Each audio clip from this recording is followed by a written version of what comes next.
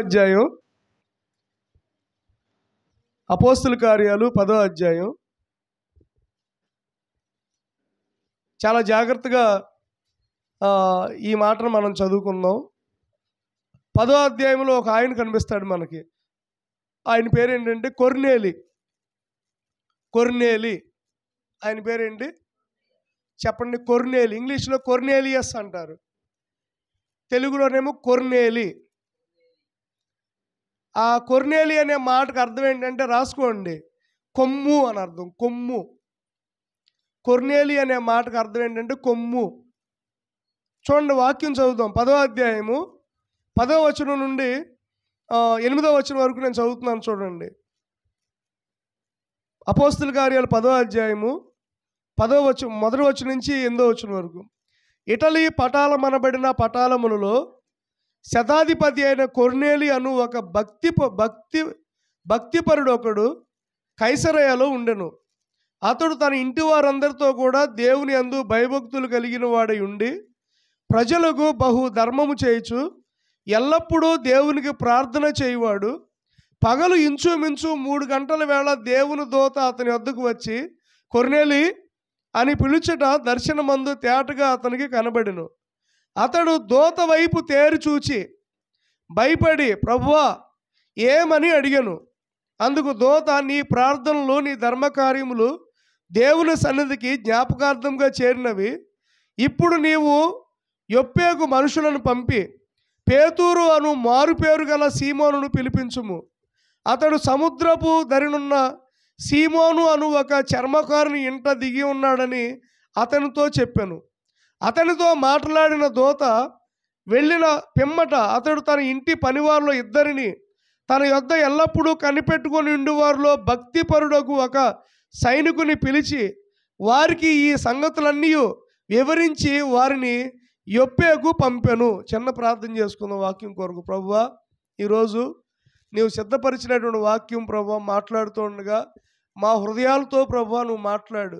ఏదైతే ప్రభువా నాయన మాట్లాడాలని నీవు నిశ్చయించుకున్నావో ఆ మాటలను నువ్వు మాట్లాడమని యేసునామములో ప్రార్థిస్తున్నాను తండ్రి, ఆమేన్.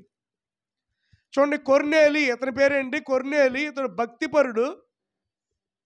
తర్వాత ఏంటంటే ఒక మంచి ఉద్యోగి. ఖాళీగా ఉన్నవాడు మాత్రం కాదు. ఇతడు పేరుకి అర్థం ఏంటి? కొమ్ము. చూడండి, మొన్న మనం ఏ వాక్యం జ్ఞాపకం చేసుకున్నాం పోయిన ఆదివారం? 5 భర్తల్లో ఒక భర్త ఏంటి? కొమ్ము. ఎవరు? గర్వం. ఇంకొక భర్త సోమర్తనం. ఇంకొక భర్త తిండిపోతాను. ఇంకొక భర్త ధనాపేక్ష. ఇంకో భర్త కాము. 5 భర్తలు. బాగా గుర్తుంది. దీనికి గల మీరు గుర్తుంచుకోవడానికి గల కారణం ఎవరు? పుస్తకాలు. చూడలేదు, అదేలే. ఓకే, చూడకుండా చెప్తే మంచిదే. చూడండి, కొర్నేలి అంటే ఒక మంచి ఉద్యోగస్తుడు అనమాట, మంచి పనివాడు. దేవుని యందు భయభక్తులు కలిగి చక్కగా ప్రభువుని నమ్ముకున్నటువంటి వ్యక్తి. అయితే అతడు యూదుల్లో ఒక తెగ నుండి వచ్చినటువంటి వ్యక్తి అనమాట. ఇతడు ప్రభువుని నమ్ముకొని మంచి దైవభక్తిగా ఉన్నాడు. కానీ పాపక్షమాపణ లేదు, బాప్తిస్వం లేదు, పరిశుద్ధాత్మ అనుభవం లేదు. ఇతనికి పాపక్షమాపణ లేదు, పరిశుద్ధాత్మ యొక్క అనుభవం లేదు, బాప్తిస్వం కూడా పొందల. అయినా కానీ మంచి భక్తిపరుడు. ఈరోజు బాప్తిస్వం పొంది, పాపక్షమాపణ పొంది, పరిశుద్ధాత్మను పొందినా కానీ కొంతమంది భక్తులుగా లేరు. కానీ ఇతను బాప్తిస్వం పొందలేదు, పరిశుద్ధాత్మ అనుభవం లేదు, తర్వాత పాపక్షమాపణ కూడా పొందలేదు, కానీ మంచి భక్తుడు. చూడండి, ఇతని గురించిన కొన్ని విషయాలు ఈ రోజున నేను మీకు జ్ఞాపకం చేస్తా. మొట్టమొదటిది ఏంటంటే చూడండి, మొదటి వచనంలో కొర్నేలి అను భక్తిపరుడు కైసరయలో ఉండెను. అతడు తన ఇంటి వారందరితో కూడా దేవుని యందు భయభక్తులు గలవాడై ఉండి ప్రజలకు బహు ధర్మము చేయుచు ఎల్లప్పుడూ దేవునికి ప్రార్థన చేయువాడు. రాసుకోండి, ఇతను గురించినటువంటి మొట్టమొదటి విషయం ఏంటంటే దేవుని కోసం తన సమయాన్ని కేటాయించాడు. దేవుని కోసం తన సమయాన్ని కేటాయించాడండి. హల్లెలూయా. దేవునికి స్తోత్రం కలుగును గాక. మనం బాప్తిసం పొందాం, పాపక్షమాపణ పొందాం, పరిశుద్ధాత్మ అనుభవం ఉంది. కానీ దేవుని కోసం మన సమయాన్ని కేటాయించగలుగుతున్నావా? సమయాన్ని, టైం అంటే దేవుని కోసం తన టైంని కేటాయించాడు. నిజంగా ఈ వాక్యంలో ఏముంది చెప్పండి? ఎల్లప్పుడూ దేవునికి ప్రార్థన చేయనివాడు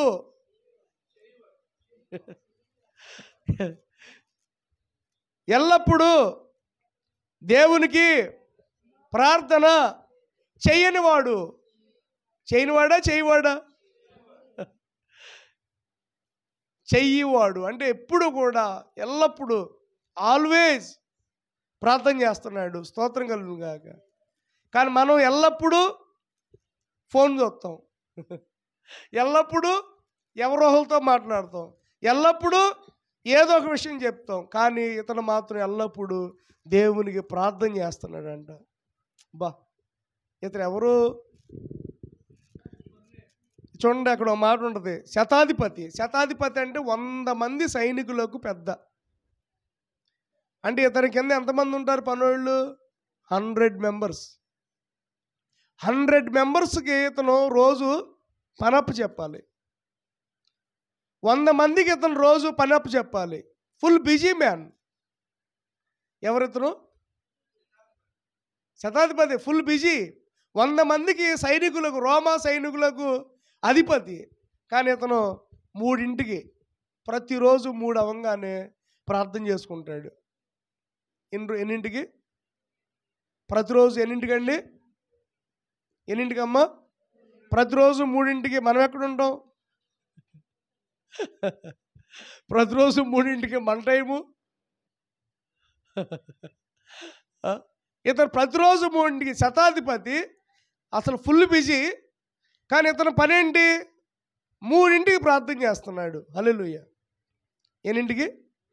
3ంటికి ప్రార్థన చేస్తున్నాడు. ప్రార్థన చేస్తుంటే చూడండి 3వ వచనం, పగలు ఇంచుమించు 3 గంటల వేళ దేవుని దూత అతని వద్దకు వచ్చి కొర్నేలి అని పిలుచుట దర్శనమందు తేటగా అతనికి కనబడెను.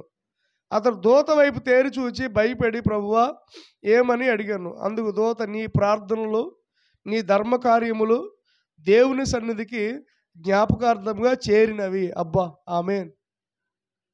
నువ్వు చేస్తున్న ప్రార్థన దేవుడు విన్నాడు అన్నాడు. సంతోషమా కాదా? నువ్వు చేస్తున్నటువంటి ప్రార్థన, నువ్వు చేస్తున్న ధర్మకార్యాలన్నీ కూడా దేవుడి దగ్గరికి చేరినవి. ఎవరు చెప్పారు ఈ మాట? ఒక దూత వచ్చి చెప్పాడు. ఏమని? అయ్యా, నువ్వు ప్రార్థన చేస్తున్నావు కదా, నీ ప్రార్థనలన్నీ కూడా విన్నాడు. ఎవరు మాట్లాడారు ఇతనితో? అంటే దేవుని దూత చక్కగా వచ్చి ఆయనతో మాట్లాడుతున్నాడు. అయ్యా, నీ ప్రార్థన దేవుడికి వినబడింది. నీ ప్రార్థన అంతా, నువ్వు ధర్మకార్యాలు చేస్తున్నావు కదా, ధర్మకార్యాలు ఏంటి? మంచి. ఎవరన్నా వచ్చి అయ్యా నాకు ఏదన్నా లేదన్నప్పుడు ఇస్తున్నాడు. అయ్యా నాకు బట్టలు లేవన్నప్పుడు ఇస్తున్నాడు. అయ్యా నాకు ఆహారం లేదన్నప్పుడు ఇస్తున్నాడు. అయ్యా నాకు ఇదిగో నా పిల్లలకు బాగోలేదయ్యా, ఇదిగో నా పిల్లల చదువుల కోసం కావాలయ్యా అని అంటే ప్రతిదీ కూడా ఖర్చు పెడుతున్నాడు. తనకు ఉన్నదంతా కూడా పేదవారి కోసం ఖర్చు పెడుతున్నాడు. ధర్మకార్యాలు చాలా చేస్తున్నాడు. ఇవన్నీ కూడా దేవుడి దగ్గరికి చేరినాయి. అంటే ఇప్పుడు ఇతర సమయాన్ని దేవుడి దగ్గర కేటాయించాడు. దేవుడి దగ్గర నుంచి ఒక సందేశం వచ్చింది. రెండోదిగా రాసుకోండి, దేవుడి దగ్గర నుంచి ఒక సందేశం వచ్చింది. ఏంటా సందేశం?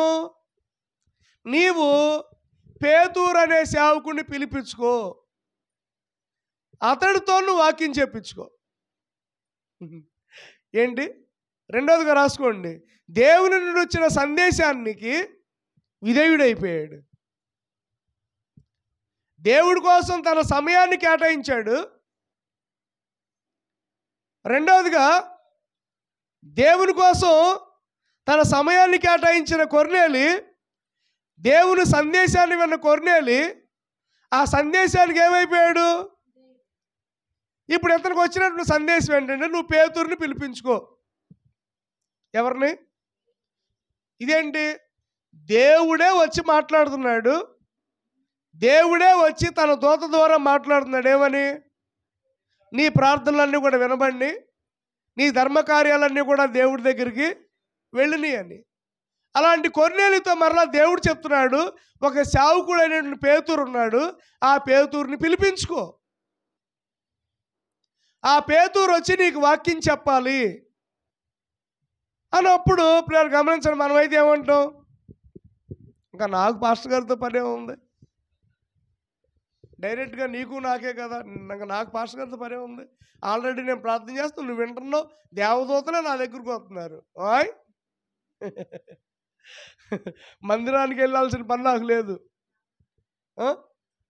సేవకుడితో మాట్లాడాల్సిన పని లేదు, ఎందుకంటే ఆల్రెడీ నువ్వే మాట్లాడుతున్నావు కదా, పేతురుని పిలుపు. కానీ పేతురు రావాలి, కొన్నిసార్లు పేతురు రావాలి, ఎందుకంటే అక్కడ ఉన్నటువంటి ప్రజలందరినీ కూడా సమకూర్చడానికి, అక్కడ ఉన్నటువంటి ప్రజలకు సువార్త చెప్పడానికి పేతురు వచ్చి చెప్పాలి.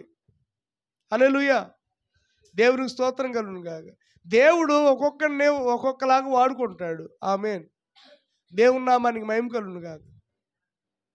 చీకటిగా ఉన్నటువంటి ప్రాంతానికి వెలుగు నింపడానికి దేవుడు కొంతమందిని వాడుకుంటాడు. మన భారతదేశంలో అంటే ఒకప్పుడు నేను ఇందాక రాశాను, అది ఒక పాఠంలో రాశాను, ట్రావెన్కోర్, కేరళ రాష్ట్రంలో ట్రావెన్కోర్ అనేటటువంటి రాజ్యం ఉండేది. 1729 నుండి 1949 మనకు స్వతంత్రం వచ్చే వరకు కూడా వాళ్ళు రాజ్యాన్ని పరిపాలించారు. బ్రాహ్మిన్స్ వాళ్ళు. జాగ్రత్తగా వినండి. కొచ్చిన్, ఇప్పుడు కొచ్చి అంటాం కదా, ఒకప్పుడు దాన్ని ట్రావెన్కోర్ అనేవాళ్ళు.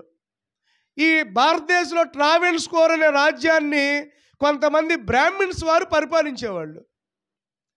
పరిపాలిస్తున్నప్పుడు అక్కడ ఉన్నటువంటి ఒక విధానం ఏంటంటే, స్త్రీలు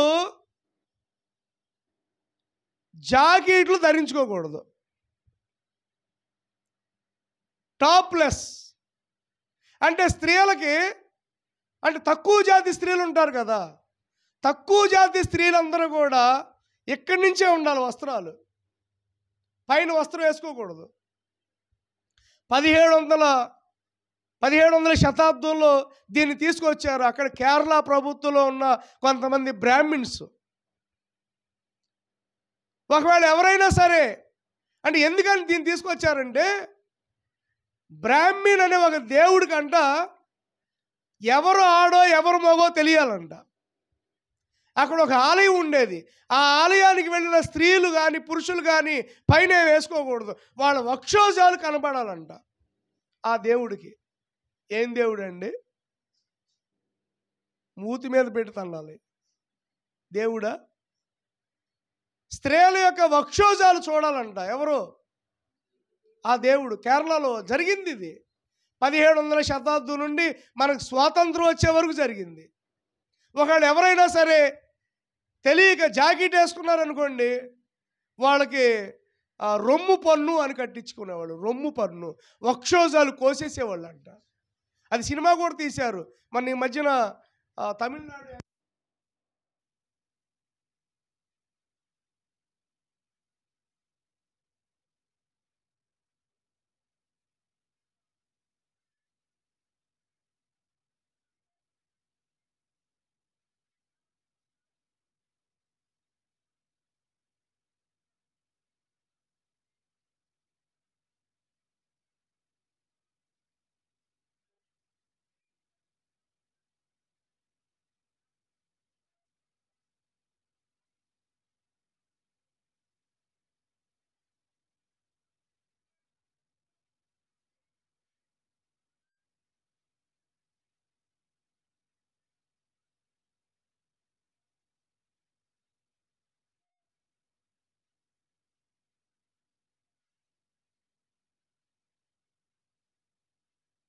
అప్పుడు బ్రాహ్మిన్స్ ప్రభుత్వం అంటే అప్పుడు వాళ్ళు ఇలా చేసేవాళ్ళు అంట. ఏమని? అసలు స్త్రీ అనే ఆవిడ జాకెట్లు వేసుకోకూడదు, పైన ఎలాంటి చీర కప్పుకోకూడదు, టాప్లెస్ సమాజంగా ఉండాలి అని ఆ రాష్ట్రం అంతా కూడా దాన్ని ఏమంటారు, ట్రావెన్కోర్ రాజ్యం, ఆ రాజ్యం యొక్క రాజు పరిపాలించాడంట. అప్పుడు ఇంగ్లాండ్లో పుట్టాడు ఒక ఆయన. 22లో ఒక ఆయన పేరు ఏంటంటే చార్లెస్ మిడ్ అంట. ఆయన పేరు చార్లెస్ మిడ్, గుర్తుపెట్టుకోండి. ఆయన పేరేంటి? Charles mid. ఆయన 1792లో అక్టోబర్ 2వ తారీఖున పుట్టాడు. పుట్టి మిషనరీగా మన భారతదేశానికి వచ్చాడు. హల్లెలూయా. ఎప్పుడు? 18వ శతాబ్దంలో వచ్చాడు. 18వ శతాబ్దంలో వచ్చి అతను రాగానే కొంతమంది అక్కడ కేరళలో ఆ ప్రాంతంలో ఉన్న కొంతమందిని మార్చాడు. కొంతమంది స్త్రీలను మార్చాడు, కొంతమంది పురుషులు బ్రాహ్మిన్స్ అప్పటి నుంచి వీళ్ళు ఏం చేస్తున్నారు? ఈ బ్రాహ్మిన్స్గా ఉన్నటువంటి స్త్రీలు క్రైస్తవులుగా మారారు కదా, వీళ్ళు ఏం చేస్తున్నారు? ఆ టాప్లెస్ అనే విధానాన్ని తీసేశారు. మనం అలా ఉండకూడదు, మనం క్రైస్తవులము, మీ వక్షోజాలు ఎవరికి కనబడకూడదు అని అతను టీచ్ చేశాడు. అతను చెప్పగానే వాళ్ళందరూ కూడా కప్పుకోవటం, జాకెట్లాగా వేసుకోవటం ప్రారంభించగానే అది ఒక ఉద్యమం అయిపోయింది. ఆ ఉద్యమాన్ని ఏమంటారంటే చూడండి, అప్పర్ క్లాత్ రివోల్ట్. మీరు చదువుకునేటప్పుడు వినే ఉంటారు, అప్పర్ క్లాత్ రివోల్ట్ అంటే దాన్ని ఏమంటారంటే ఎగువ వస్త్రం తిరుగుబాటు. అంటే ఇతని యొక్క ఉద్యమంలో చాలామంది పాల్గొని ఒక ఉద్యమం అయిపోయింది. ఎస్, అణగారికిన వర్గం కూడా మేము అలా ఉండటానికి వీల్లేదు, మేము పైన కప్పుకోవాలి, మేము పైన కప్పుకోవాలనే ఉద్యమం ఒకటి రేగింది.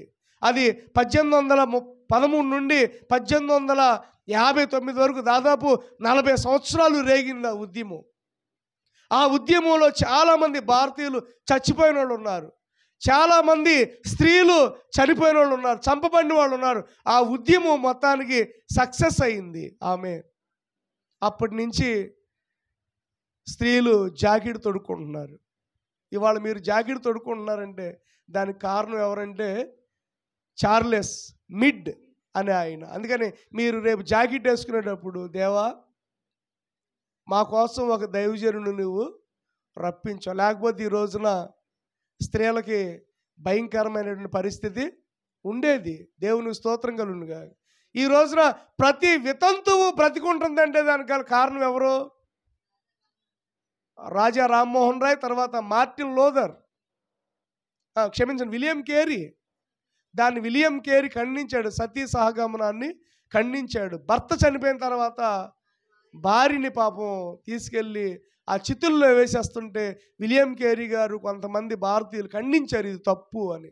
అందుకని ప్రతి వితంతువు కూడా విలియం కేరీని జ్ఞాపకం చేసుకోవాలి. ఈ రోజున జాకెట్ వేసుకుంటున్న ప్రతి స్త్రీ కూడా చార్లెస్ మిడ్ అనే ఆయన్ని, వారితో పాటు ఉద్యమం చేసినటువంటి గొప్ప ఉద్యమకారులను దేవుడు లేవనెత్తాడు కనుక వారిని బట్టి దేవుణ్ణి స్తుతించాలి. స్తోత్రం కలుగునుగాక. హల్లెలూయా. కాబట్టి కొంతమందిని ఉజ్జీవింప చేయడానికి కొంతమంది సేవకుల్ని వాడుకున్నాడు. అలాగనే అపోస్తలుడైన పేతురుని వాడుకున్నాడు.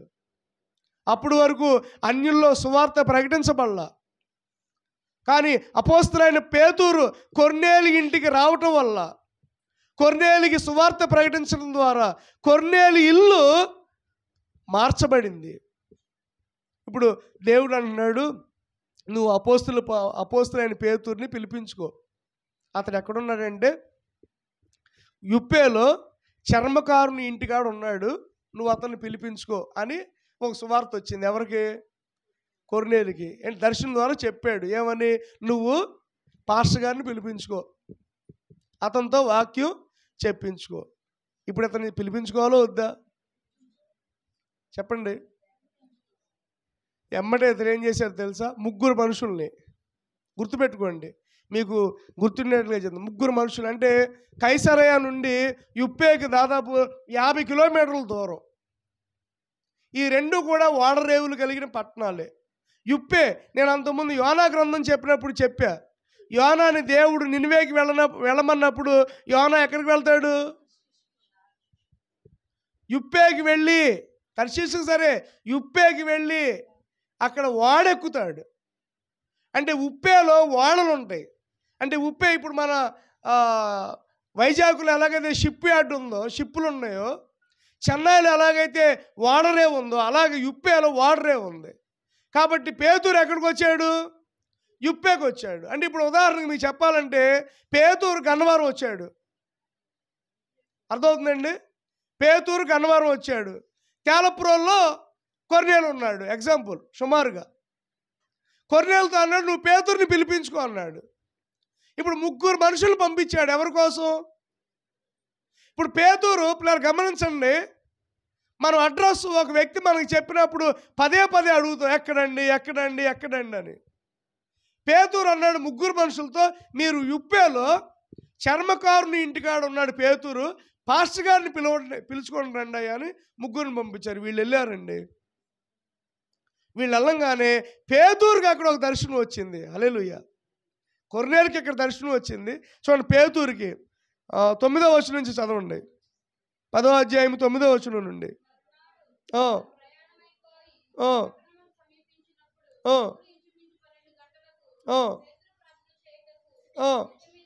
చూడండి, పేతురు 12ంటికి ప్రార్థన చేయడానికి, కొర్నేలు ఎన్నింటికి ప్రార్థన చేస్తున్నాడు? పేతురు ఇప్పుడు మిద్ది మీదకి ఎక్కాడు. చదవండి.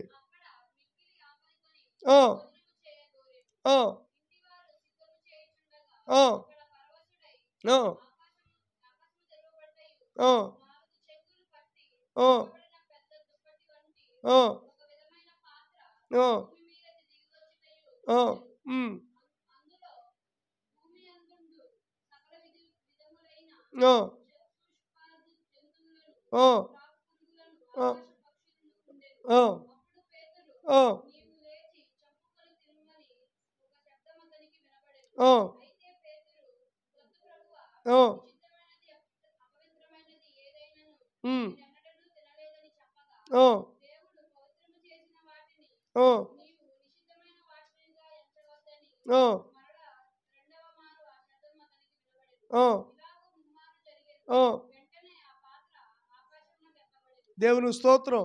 ఇక్కడ పేతురు ప్రార్థన చేస్తున్నాడు. ఎన్నింటికి? 12ంటికి. ఎక్కడ చేస్తున్నాడు ప్రార్థన? అంటే అతనికి ఆకలేసిందంట. ఈ లోపల ఆ ఇంటి వారు భోజనాన్ని సిద్ధపరుస్తున్నారు. చెప్పాడు, అమ్మ నాకు ఆకలేస్తుందని ఉంటాడు. ఉండండి అయ్యగారు భోజనం పెడతామని చెప్పి వాళ్ళు పొయ్యి మీద భోజనం పెట్టారు. ఈ లోపల భోజనం రెడీ అవుతుంది. ఈ లోపల పేతురు గారు ఏం చేశాడు? మిద్ది మీదకి ఎక్కి మోకరించి ప్రార్థన చేస్తున్నాడు. ప్రభువా ప్రభువా నీ స్తోత్రం స్తోత్రం అని. నిజంగా ప్రార్థన చేస్తున్నప్పుడు భలే దర్శనాలు వస్తాయి. ఆమేన్. కొర్నేలు కూడా ప్రార్థన చేస్తున్నప్పుడు దేవదూత మాట్లాడాడు. తర్వాత పేతురు గారు కూడా ప్రార్థన చేస్తున్నప్పుడు మంచి దర్శనాలు వచ్చినాయి. వచ్చినప్పుడు అతనికి ఏం కనబడిందంటే ఒక దుప్పటి చెంగు లాంటిది, ఒక చెంగు అతని దగ్గరకు వచ్చింది. అంటే ఒక పాత్ర వచ్చింది. అందులో భూమి మీద ఉన్నటువంటి జంతువులన్నీ కూడా దాంట్లో ఉన్నాయి. 4 కాళ్ళ జంతువులన్నీ కూడా, చతుష్పద జంతువులు అంటే 4 కాళ్ళ జంతువులు. చూడండి అక్కడ ఉంది, చతుష్పద జంతువులు అంటే 4 కాళ్ళ జంతువులు. మొత్తానికి పులి, సింహం, ఇవన్నీ, కుక్కలు, మేకలు, గొర్రెలు అన్నీ వచ్చేసినాయి. అంటే అందులో పవిత్రమైనవి ఉన్నాయి, అపవిత్రమైనవి ఉన్నాయి. దేవుడు ఏమన్నాడంటే ఇందులో నువ్వు తినమంటున్నాడు. పేతురు అంటున్నాడు, నేను అలా తిన్నాయా, నేను యూదుణ్ణి కదా, ఎందుకంటే యూదులు అపవిత్రమైనవి నేను ముట్టుకోను కదా అంటుంటే దేవుడు అన్నాడు, నేను వాటిని పవిత్రంగా చేసేలా నువ్వు తినన్నాడు. ఈ మాట అర్థం కాల పేతురుకి. Sometimes we cannot understand the word of God. కొన్ని మర్మాలు మనకు అర్థం కావు. ఈ మాట అర్థం కాల పేతురుకి. ఇదేంటి, అపవిత్రమైనటువంటి జంతువులు నాకు వచ్చి కనబడింది, దేవుడు తినమంటున్నాడు ఏంటి? నేనేమో తినని 3 సార్లు చెప్పాను, ఆయనేమో తినమని 3 సార్లు చెప్పాడు. అమ్మ అర్థమవుతుందా? ఈ దర్శనం అర్థం కావట్లా. అర్థం అలా కళ వచ్చింది, అర్థం కావట్లా. ఆలోచించుకున్నాడు, ఏంటి కళ, ఏంటి కళ, ఎవరిని అడుగుదాం? అతనే పాస్టర్ గారు. నాకు ఒకసారి భలే అనిపించింది.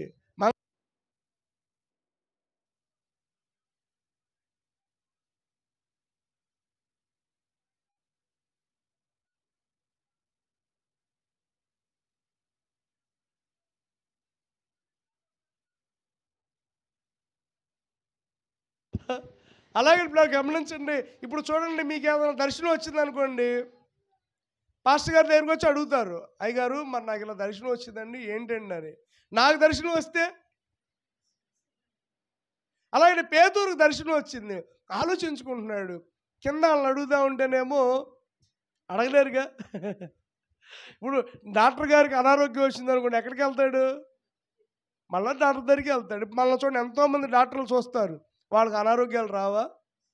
వాళ్ళకి వచ్చినప్పుడు కంపల్సరీగా వేరే డాక్టర్ గారి దగ్గరికి వెళ్తారు. అలాగే పాస్టర్ గారు కూడా ఇంకో పాస్టర్ గారి సహాయం తీసుకోవచ్చు, తప్పు లేదు. అయ్యగారు మరి నాకు ఇలాగ ఏంటంటే కళ వచ్చింది ఏంటని అడగడంలో తప్పు లేదు. కానీ నేను ఆలోచించుకుంటున్నాడు, ఏంటి దుప్పటల్లే వచ్చింది, 4 కాళ్ళు జంతువులన్నీ కూడా వచ్చినాయి, ఏంటిది తినమంటున్నాడు, నేనేం తిన్నాను, ఏంటి ఏంటి అని ఆలోచించుకోగానే ఈ లోపల 3 మనుషులు వచ్చారు అక్కడికి. హల్లెలూయా. ఏమండి పేతురు గారు లోపల ఉన్నారా అని. ఉన్నారండి, ప్రార్థన చేసుకుంటున్నారండి అన్నారు. ఈ లోపల పేతురు గారు వాళ్ళకు చూసి అన్నాడు, వందనాలండి అన్నారు. వందనాలండి అనుకున్నారు. రండి లోపల కూర్చోండి అంటే, ఎందు నిమిత్తం వచ్చారంటే, ఏమి లేదండి, కొర్నేలి మమ్మల్ని మీ దగ్గర పంపించాడండి. ఆయన భక్తిపరుడు, నీతిమంతుడు. ఆయన ప్రార్థన చేసుకుంటుంటే దేవదూతలు వచ్చి మిమ్మల్ని పిలవమని ఏమన్నారు, మిమ్మల్ని పిలవమని చెప్పారంటండి. కాబట్టి మీరు కొర్నేలి ఇంటికి రావాలి అన్నారు. హల్లెలూయా. అప్పుడు అర్థమైందండి, ఆహా అపవిత్రమైంది తినకూడదండి. అర్థం ఏంటి? నిజంగానే అపవిత్రమైంది తినడం కాదు, అంటే అపవిత్రమైన జనుల దగ్గరికి నేను సువార్త చేయడానికి వెళ్ళి వాళ్ళని కూడా రక్షణలోకి నడిపించాలి. దేవుడు పక్షపాతి కాడు. అంటే దేవుడు యూదులకు మాత్రమే వచ్చినవాడు కాదు. అప్పటి వరకు పేతురు ఏమనుకున్నాడు, దేవుడు మా కోసమే వచ్చాడు. కానీ దేవుడు మా కోసం వచ్చినవాడు కాదు. దేవుడు ఎవరు? అందరి కోసం వచ్చినవాడు. చాలా మందిలో ఉండే ఒక ఇదేంటంటే తెలుసా, యేసు ప్రభు అంటే ఏదో ఆళ్ళ దేవుడు ఏళ్ళ దేవుడు. చాలామంది ఏమనుకుంటారు తెలుసా, యేసు ప్రభు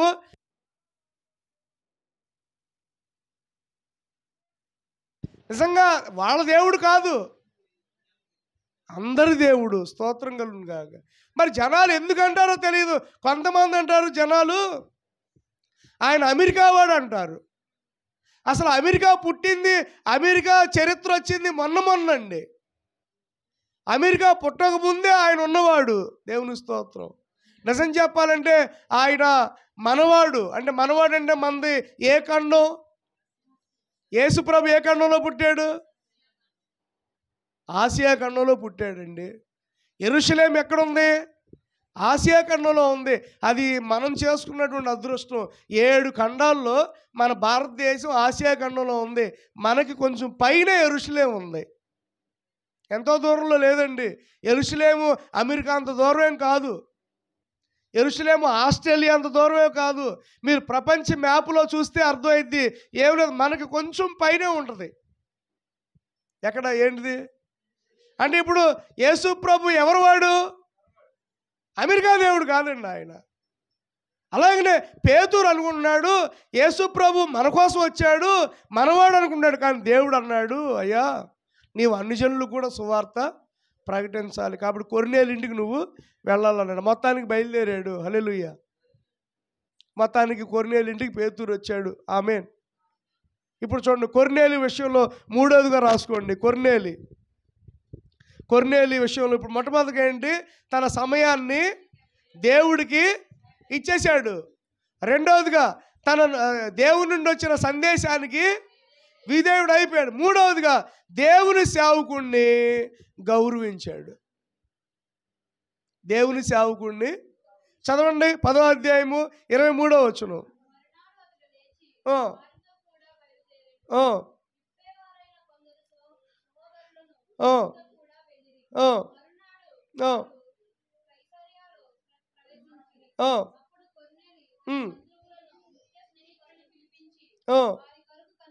చూడండి, ఇక్కడ కొర్నేలి చేసిన మంచి పని ఏంటంటే వాళ్ళ బంధువుల్ని, వాళ్ళ చుట్టాలని, వాళ్ళ స్నేహితుల్ని అందరినీ పిలిపించాడు. ఎవరి కోసం చెప్పండి, ఎవరి కోసం అండి కిషోర్ గారు? వాళ్ళ బంధువులతో కబురు పెట్టాడు, ఫోన్ చేసి ఉంటాడు.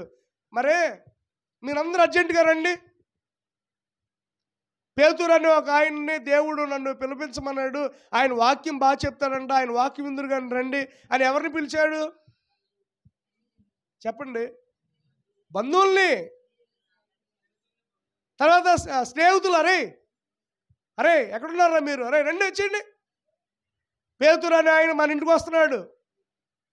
ఇగో 3 రోజులు మీరు ఎటు వెళ్ళాల్సిన పని లేదు, 3 రోజులు ఫుడ్డు, బెడ్డు, 3 రోజులు అకామిడేషన్ అంతా కూడా ఇక్కడే. కాబట్టి సేవకుడు వస్తున్నాడు, మీరు వచ్చేయాలరా అని స్నేహితులు పిలిచాడు. చుట్టుపక్కల అందరికీ చెప్పాడు, అమ్మా పేతురు అని ఆయన వస్తున్నాడు, ఆయన ఏదో వాక్యం చెప్పడానికి వస్తున్నాడు, మీరందరూ ఆయన వాక్యం వినాలని చుట్టుపక్కల వాళ్ళని, పొరుగు వారిని, ఇరుగు వారిని, బంధువుల్ని అందరినీ పిలిపించాడు. దాదాపు అక్కడ ఒక 200 మంది అయిపోయారు. ఎంతమంది అయ్యారు తెలియదు, అనేక మంది ప్రజలు అక్కడ ఉన్నారండి. స్తోత్రం. అంటే కొర్నేలు ఏం చేశాడు, అందరినీ సమకూర్చేశాడు. సమకూర్చి ఇప్పుడు పేతురు వస్తున్నాడు. పేతురు వచ్చినప్పుడు చూడండి ఏం చేస్తున్నాడు. 25వ వచనం.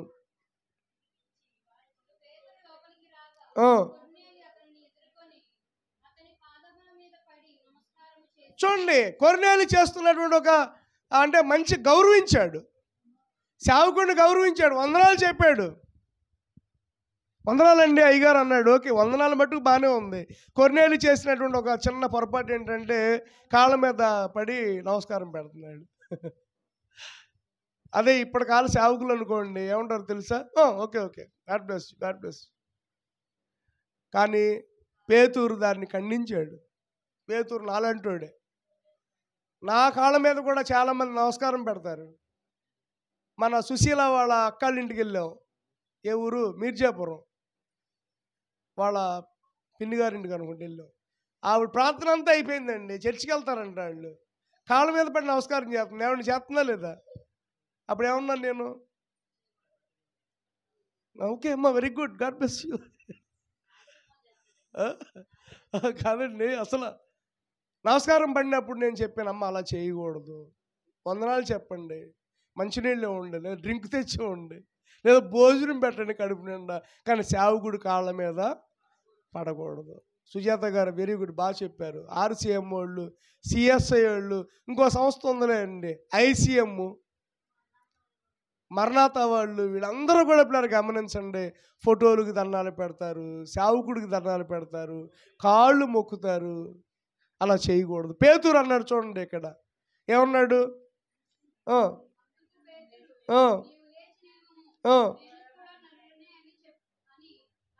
అయ్యా బాబు నువ్వు లేగయ్యా, నేను నీలాంటి వాడిని బాబు, నేనేం గొప్పవాడిని ఏం కాదు, నేను నరుణ్ణి. అంటే నువ్వు ఎవరికి మొక్కాలి? కాబట్టి కొర్నేలు ఇక్కడ కొంచెం అంటే గౌరవప్రదంగా, అతను అన్యుడు కదా, అంటే అతనికి ఇంకా లోతైనటువంటి విషయాలు తెలియదు కాబట్టి నమస్కారం పడ్డాడు. పెద్దమ్మ అర్థమవుతుందా? పెద్దమ్మ కూడా మందిరానికి రాగానే అలా చేయకూడదు. పెద్దమ్మ ప్రార్థన చేసుకో, వందనాలయ్యా అని చెప్పు రాగానే. లేకపోతే కాసేపు కూర్చొని యేసయ్యా నీ మందిరానికి వచ్చానయ్యా, నన్ను స్వస్థపరిచాయని ప్రార్థన చేసుకో, అంతేగాని ఇలా మొక్కమాక. అర్థమైందా? అర్థమైందండి? బైబిల్ కూడా కొన్నిసార్లు కింద పడిపోతే ఎట్టెట్ట అంటారు. డబ్బులు కూడా కొంతమంది ఇంకా మనం మానుకోవాలి. క్రైస్తవులు మనం డబ్బులు కింద పడియండి, దాన్ని కళ్ళకి అద్దుకోవచ్చా కూడదా? అద్దుకోకూడదు. అయ్యో అని ఇట్లా తుడుచుకొని జేబులో పెట్టుకోవాలి. ఇట్ట అనకూడదు. మన కాళ్ళు వేరే వాళ్ళ కాళ్ళు తగిలినాయండి, మనం కళ్ళకు అద్దుకోవచ్చా లేదా? ఇవన్నీ ఎథిక్స్. సారీ అండి అనొచ్చు, తప్పులేదు, కానీ ఇలా అనకూడదు. సారీ అండి పొరపాటున నా కాళ్ళు తగిలి అనండి, తప్పులేదు, కానీ కాళ్ళకి నడపకూడదు, అదే దండం పెట్టకూడదు. అలాగే చెప్పిన కొర్నేలి అక్కడ అంతమందిని సమకూర్చాడు. నిజంగా సేవకుడిని ఎంతో గౌరవించాడు. సేవకుడి కొరకు ఏం చేశాడు చెప్పండి? ప్రజలందరినీ కూడా సమకూర్చాడు. ఆమేన్. ఈ రోజుల్లో అయితే సేవకుడే, ఏమండి వాళ్ళ పిలవండి, ఏమండి వీళ్ళ పిలవండి, మీ ఇంట్లో ప్రార్థన కదండి, అదేంటండి ఎవరిని పిలవకపోతే ఎట్టా? పిలవండి, 10 మందినైనా పిలవండి, 100 మందినైనా పిలవండి, కానీ పిలవండి అని ఎవరు చెప్పారు? సేవకుడు చెప్పలా, దేవుడు చెప్పలా, దేవదూత చెప్పలా. అంటే ఇప్పుడు గమనించండి, దేవదూత చెప్పింది ఏంటి? పేతురుని పిలిపించుకో, అతడి చేతను వాక్యం చెప్పించుకో, నీవు వాక్యం చెప్పించుకో అంటే కొర్నేలు ఏం చేశాడు తెలుసా? నేను కాదు, నేను, నా ఇంటివారు, నా బంధువులు, నా స్నేహితులు అందరూ కూడా దేవుణ్ణి తెలుసుకోవాలి. ఆమేన్. చూడండి, కొర్నేలిలో ఉన్న ఒక గొప్ప లక్షణం ఏంటంటే, నేను కాదయ్యా, నా బంధువులు కూడా మారాలి, నా బంధువులు కూడా మారాలి, నా స్నేహితులు కూడా రక్షించబడాలని వాళ్ళందరినీ పిలిపించాడండి. చూడండి, వాళ్ళందరినీ పిలిపించినప్పుడు అక్కడ ఏం జరిగింది? 27వ వచనం చూడండి, అనేకులు కూడి ఉండడం చూసి అక్కడ అందరూ రెడీగా కూర్చున్నారు. ఏది? వాక్యం చెప్పడానికి వచ్చాడు పేతురు. అక్కడ ఎంతమంది కూర్చున్నారు? చాలామంది. అంటే చాలామందిని కొర్నేలి సమకూర్చగలిగాడు. స్తోత్రం, దేవుని నామానికి మహిమ కలుగును గాక. అప్పుడు కొర్నేలి ఏం చేశారంటే ఇక ఇప్పుడు చెప్పండి, ఇక్కడ ఇంకొక మాట 33వ వచనం చదవండి.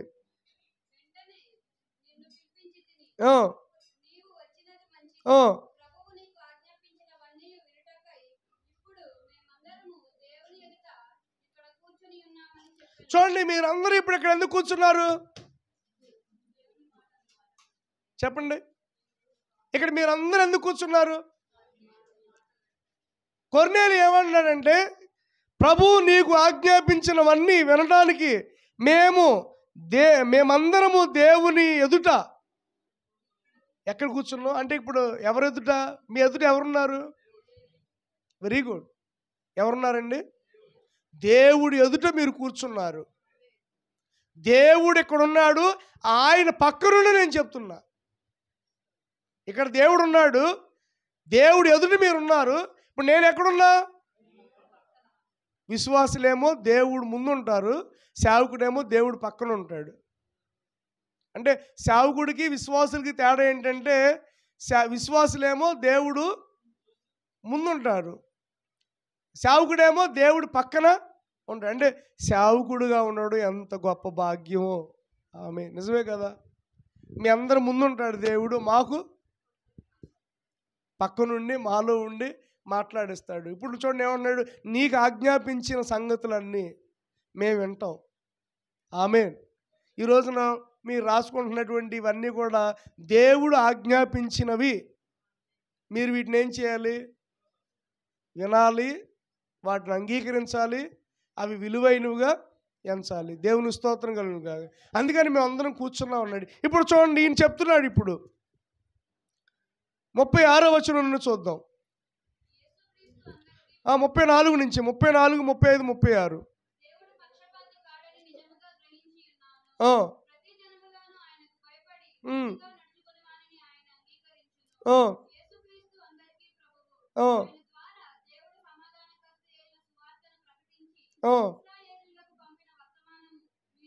చూడండి, ఇక్కడ యేసు ప్రభు యొక్క సువార్త గురించి ప్రకటించాడు అందరికి. ఆమేన్. ఆయన యొక్క ప్రేమ గురించి ప్రకటించాడు. దేవుడు పక్షపాతి కాడు. అంటే దేవుడు ఒకరినే ప్రేమిస్తాడు, ఇంకెవరిని ప్రేమించేవాడు కదా, అందరినీ ప్రేమిస్తాడు. అర్థమవుతుందండి? దేవుడు అన్యులను కూడా ప్రేమిస్తున్నాడు, దేవుడు ముస్లిమ్స్ను కూడా ప్రేమిస్తున్నాడు, దేవుడు క్రైస్తవులను కూడా ప్రేమిస్తున్నాడు. అంటే ఆయన ఒకరిని ప్రేమించి ఒకరిని ప్రేమించిన వాడిని కాదు. మనకు ఒకళ్ళంటే ఇష్టం, ఒకళ్ళంటే నాకు రితిక అంటే ఇష్టం, మనస్వి అంటే అంత ఇష్టం ఉండదు.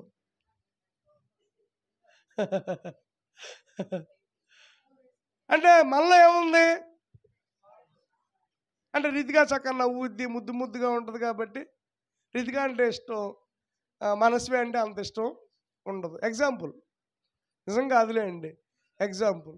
మీకు కూడా చూడండి, కొంతమంది అంటే ఇష్టం, కొంతమంది పిల్లల్ని చూడంగానే టక్కుమని భుజాన్ని ఎక్కించేసుకొని ముద్దు పెట్టుకోవాలనిపించింది.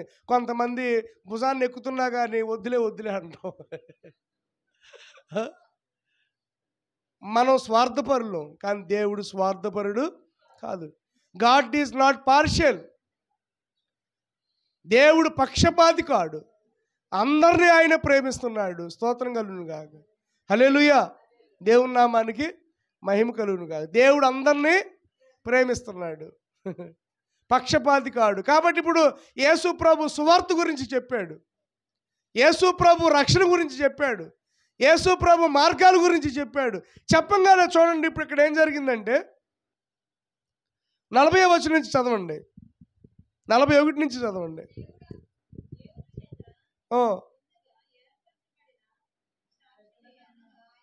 లేదా 44 నుంచి చదవండి, 44 నుంచి చదవండి.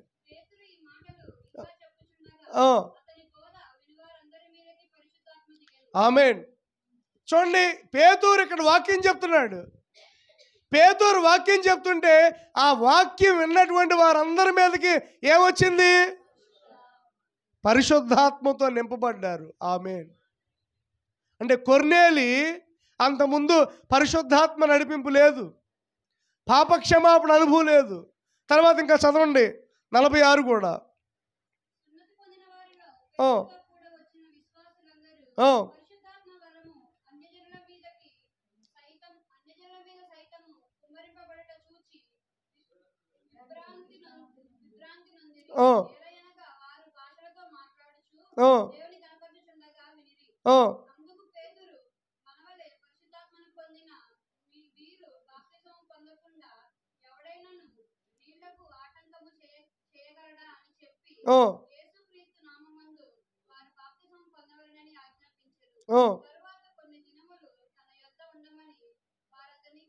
చూడండి, బాప్తిస్వం లేదండి ఎవరికి? కొర్నేలికి బాప్తిస్వం లేదు, పరిశుద్ధాత్మ అనుభవం లేదు, పాపక్షమాపణ లేదు. అది ఇవ్వడానికి ఎవరు వచ్చారు? పేతురు వచ్చాడు. అంటే ఇప్పుడు 4వదిగా రాసుకోండి, కొర్నేలి సంపూర్ణ రక్షణానందాన్ని పొందుకున్నాడు. సంపూర్ణ రక్షణానందం లేదు. కొంతమంది ఈ రోజుకి కూడా మేము క్రైస్తవులు అనుకుంటారు, కానీ సంపూర్ణ రక్షణానందం లేదు, సంపూర్ణంగా రక్షణానందం లేదు. అందుకని ఏదో చర్చికి వెళ్తామంటే వెళ్తారు అంతే, కొర్నేలిలాగా ప్రార్థన చేస్తారు, దేవుడు మాతో మాట్లాడుతున్నారు అంటారు, కానీ రక్షణ. కొంతమంది అంటారు దేవుడు మాతో మాట్లాడతాడండి, నేను దేవుడు దర్శనాలు చూస్తానండి, అసలు నేను వాక్యం కనీసం 100 సార్లు చదువుకుంటా బైబిల్ అంటారు. కానీ ఏమయ్యా నీకు రక్షణ ఉందా అంటే పాటలు ఎన్నున్నాయి ఇందులో, ఇంకొక 1000 కూడా పాడేస్తా అంటారు, కానీ రక్షణ ఉండదు. ప్రార్థన చాలా బాగా చేస్తారు, అసలు వాళ్ళు ప్రార్థన చేస్తుంటే పరిశుద్ధాత్మ దేవుడు దిగొచ్చేసినట్టు ఉంటుంది, కానీ రక్షణ ఆనందం లేదు. అందుకని ప్రార్థన కంటే, వాక్యం చదవడం కంటే, పాటలు పాడడం కంటే రక్షణ పొందుకోవడమే ప్రాముఖ్యమైంది. ఆ తర్వాతే అన్నీ. అది చెప్పడానికే పేతురు కొర్నేలి ఇంటికి వచ్చాడు. ఆమేన్. అర్థమవుతుందండి? కొర్నేలికి అన్నీ ఉన్నాయి, కానీ ఒకటే లేదు, ఏంటి? రక్షణ లేదు. అందుకనే బాప్తిస్వం లేదు. అందుకనే బాప్తిస్వం ఇవ్వడానికి పేతురు కొర్నేలి ఇంటికి వచ్చాడు. అందుకని దేవుడు చాలా గొప్పవాడని తెలుసుకున్నాడు. ఎవరో కొర్నేలి. దేవుని స్తోత్రం కలుగును గాక. మంచివాడే, అందరికీ సహాయం చేస్తాడు, ప్రార్థనాపరుడే, దేవుడు వచ్చి మాట్లాడతాడు, కానీ అతడు పరిపూర్ణమైన ఆనందం, పరిపూర్ణమైన సంతోషం అతనికి లేదు. ఫుల్నెస్ లేదు, అంటే పరిపూర్ణ రక్షణ లేదు. ఈ రోజున పరిపూర్ణ రక్షణ మనకుందా? ఒక డౌటు. మనం పొందుకున్నామా? పరిపూర్ణంగా పరిశుద్ధాత్మని మనం అనుభవిస్తున్నామా? పరిశుద్ధాత్మని, దేవుడి మందిరాన్ని మనం అనుభవిస్తున్నామా?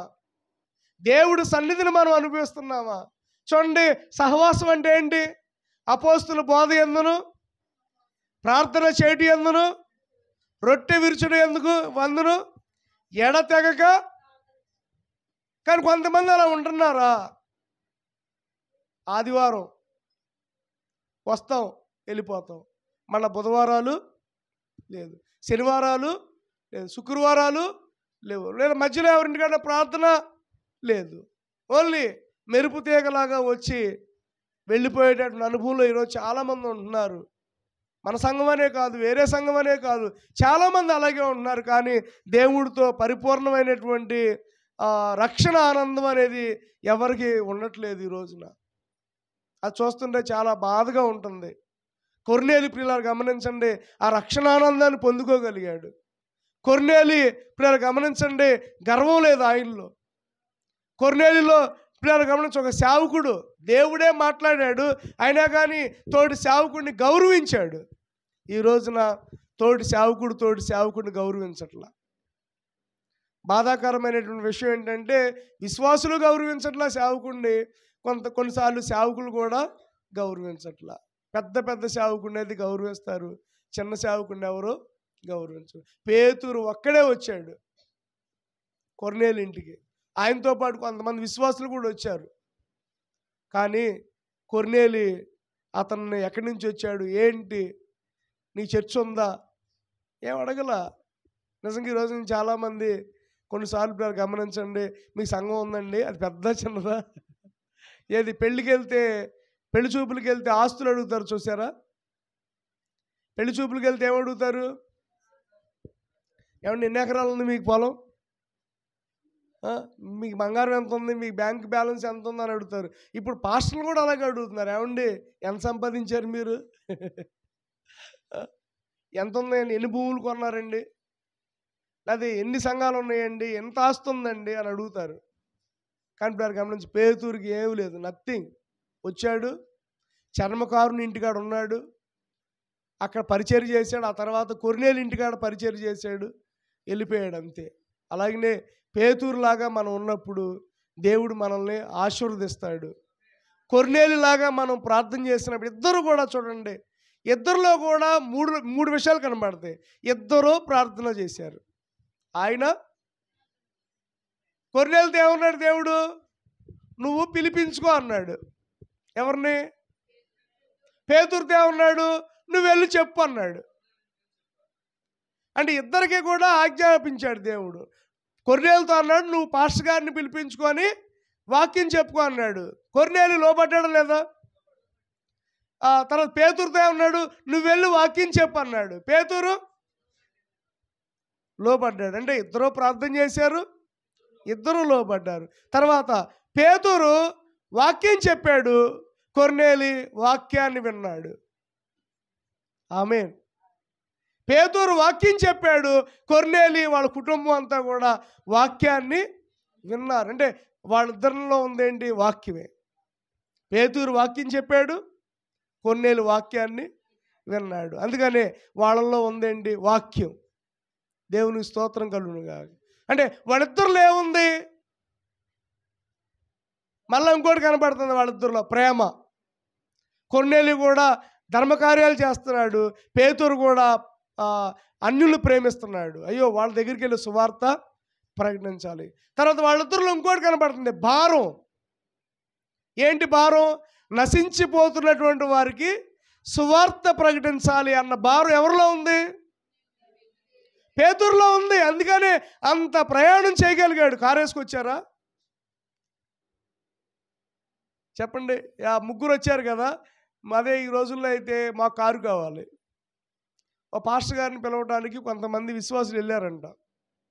అయ్యగారు, మేము మీ వాక్యం అంటే ఇష్టపడుతున్నాం, దయచేసి మేము మీటింగ్లు పెట్టుకుంటున్నాం, మీటింగ్లో వాక్యం చెప్పడానికి రండి అని పిలిస్తే ఆయన అన్నాడంట, వస్తాను, కానీ ఎన్ని వేల మంది ఉంటారు అని అడిగాడంట. ఆయన అడిగినటువంటి ఇదేంటి, ఎంతమంది వస్తారు మీటింగ్కి? తర్వాత అడిగా, వస్తారండి, మీరు వస్తున్నారంటే కనుక మేము ఒక 10,000 మంది వరకు సమకూర్చగలుగుతామంటే, లేదు 1,00,000 మంది అన్నా రావాలి, నేను వాక్యం చెప్పాలంటే. పేతురు అన్నాడా? చూడండి, ఈ రోజున ఉన్న సేవకుల్లో ఉన్నటువంటి ఒక భయంకర, అక్కడ ఎంతమంది ఉంటారు? నన్ను చాలామంది వాక్యానికి పిలిస్తే ఇలా గమనించండి, అసలు నేను ఈ ప్రశ్న అడగను. మా కాలేజీలో మేము నేర్చుకుందంటే అక్కడ 2 ఉండే వాక్యం చెప్తాం, లేదు 200 మంది ఉండే వాక్యం, కాదు 2,000 మంది ఉండే వాక్యం. కానీ పేతురు అన్నాడా? ఎంతమంది ఉంటారు? కొర్నేలి ఇంటికాడ ఎంతమంది ఉంటారు? అడిగాడండి? చెప్పండి, అడిగాడా? మరి ఈరోజు సేవకులు తర్వాత ఓకే, ఆయన అన్నాడంట, సరే నేను వస్తాను, 1,00,000 మంది ఉండాలి. వీళ్ళు అన్నారంట, సర్లే అండి maximum we will try our level best అన్నారంట. సరే ఓకే, నాకు ఉండటానికి మరేంటి అకామిడేషన్ అంటే వాళ్ళు అన్నారంట, లేదండి మేము విజయవాడలో మంచి ఒక మా విశ్వాసుల ఇల్లు ఉంది, వాళ్ళ ఇంటికాడ ఏసీ అది ఉందండి. No no no no, Vijayawada 5 star hotel కావాలి. ఎవరో కాదు, గన్నవరమే. గన్నవరంలో పాస్టర్ గారు ఉంటారు, నాకు తెలుసు. ఆయన పిలవడానికి ఒక పెద్ద ఆయన దగ్గరికి వెళ్తే ఆయన అన్న మాట అన్నమాట, నాకు విజయవాడలో 5 స్టార్ హోటల్ కావాలి, అది కూడా డీలక్స్ రూమ్. ఏం రూము?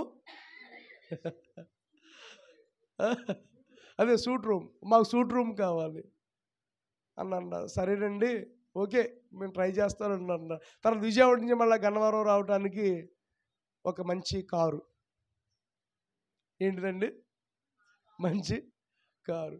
మళ్ళీ ఇక్కడ కారు దగ్గరికి వచ్చాక చూడండి, ఇంక అవలా కారు దగ్గరికి వచ్చినాక బౌన్సర్లు 20 మంది, మీ సంఘంలో యవనస్తులను 20 మందిని ట్రైనప్ చేయండి. కారు రాగానే వాళ్ళు పరిగెత్తుకుంటూ వెళ్ళాలంట. 3 రోజులు వాళ్ళకి ట్రైనింగ్ ఇవ్వండి. చూడండి ఆయన చెప్తున్నాడంట, 3 రోజులు వాళ్ళకి ట్రైనింగ్. దేనికోసం? వాళ్ళకి మళ్ళీ ఆ 20 మందికి మంచి యూనిఫామ్ తీసుకోవాలి. నేను కారుతో అలా రాగానే మళ్ళీ ఎప్పుడు వస్తాను? నేను 7ంటికి స్టార్ట్ చేస్తారు కదా, 7ంటికి రాను. వాక్యం ఇంకా 5 నిమిషాలు చెప్తున్నానుగా వస్తా. పాటలు పాడేటప్పుడు రాను, ఆరాధన చేసేటప్పుడు రాను. ఎప్పుడు వస్తాను నేను? వాక్యం ఇంకా ఒక 5 నిమిషాల్లో మొదలవుతుంది అనగానే నేను వస్తాను. నేను వచ్చేటప్పుడు ఆ 20 మంది కూడా పరిగెత్తుకుంటూ వెళ్ళి, ఏమండి అర్థమవుతుందా? 20 మంది కూడా పరిగెత్తుకుంటూ వెళ్ళి నన్ను ఆ స్టేజ్ దగ్గరికి నా స్టేజ్ దగ్గరికి వెళ్ళేటప్పుడు ముందు 10 మంది ఉండాలి, నా పక్కన ఇటు 5 ఉండాలి, వెనకమాల ఇంకొక 10 మంది ఉండాలన్నాడంట. ఏమండి పేతురు అలాగే వచ్చాడా? పేతురు అలాగే వచ్చాడండి? ఎస్తేర్ గారు చెప్పండి. పేతురు ఎలా వచ్చాడు? 3 వాళ్ళు ఏం వేసుకెళ్ళారు? ఆటో వేసుకెళ్ళి ఉంటారు. ఏం వేసుకెళ్ళారు? లేకపోతే ఒక గుర్రబండి వేసుకెళ్ళారేమో. ఆ రోజుల్లో ఆటోలు లేవు, గుర్రాలు ఉండే, గుర్రం మీద వెళ్ళి ఉంటారు. బహుశా నేను అనుకుంటాను 2 గుర్రాల మీద వెళ్ళి ఉంటారు. ఎందుకంటే పేతురుని ఒక గుర్రం మీద ఎక్కించుకోవటానికి. ఇద్దరేమో ఒక గుర్రం మీద, ఒక ఆయన ఒక గుర్రం మీద అంటున్నారు పేతురు గారు. వాళ్ళని ఎలా తీసుకొచ్చాడు? చూడండి, నిజంగా జనాన్ని చూడాల. తర్వాత అన్నిటికంటే ముఖ్యంగా 20 మంది బౌన్సర్లు వీళ్ళు తీసేయండి, ఎంత ఇస్తారు? ఎంత ఇస్తారు? నేను వాక్యం చెప్తే ఎంత ఇస్తారు? 30,000 రూపాయలు అడిగాడంట ఆయన. 50,000 అడిగాడంట ఫస్ట్. 50,000 అడిగితే వీళ్ళు అన్నారంట, లేదండి అంత మేము ఇచ్చుకోలేము అని. అంటే ఆఖరికి 25,000 అంత ఇచ్చారంట. చూడండి ఏంటి బిజినెస్. కానీ అపోస్తలుడైన పేతురు చాలా గొప్ప దైవజనుడు అండి. స్తోత్రం. ₹1 ఆశించలా, లేదా ఒక హోటల్ ఆశించలా, భోజనం ఆశించలా, ఏది వండి పెడితే అది తిన్నాడు. అట్లా పరిచర్య చేశారండి వాళ్ళు. స్తోత్రం కలుగునుగా. అలా పరిచర్య చేసిన దైవజనులు బైబిల్లో ఉన్నారు. అలాంటి వారిగా మాదిరిగా మనం కూడా ఉండాలని మాలాంటి దైవజనులు మేము నేర్చుకునే పాఠాలు అవి. స్తోత్రం కలుగునుగాక. అందుకనే మనం ఒక్కొక్కసారి ఎక్కడికన్నా వెళ్ళినప్పుడు సౌకర్యాలు చూడకూడదు, సేవ చూడాలి. ఏం చూడాలి? సేవ చూడాలి. ఈ వాక్యం అనేక మంది పాస్టర్లు కూడా వింటున్నారు. ఈ వాక్యం అనేక మంది దైవజనులు వింటున్నారు.